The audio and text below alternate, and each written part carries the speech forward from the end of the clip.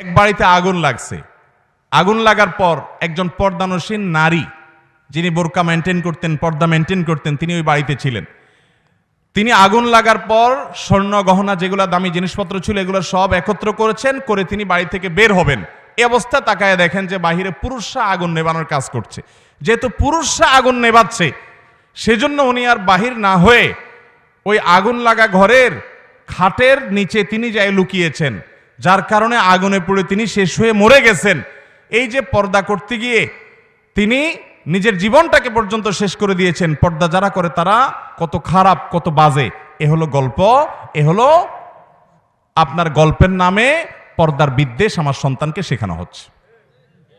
ভাইরা আমার, আচ্ছা আপনি আমাকে বলেন, কোনো বাড়িতে যদি আগুন লাগে, কোনো নারী যদি সে আগুনের মাঝখানে পড়ে যায়, পুরুষরা আগুন নেভাচ্ছে, এই অজুহাতে কোনো মুসলমান নারী বের হবে না?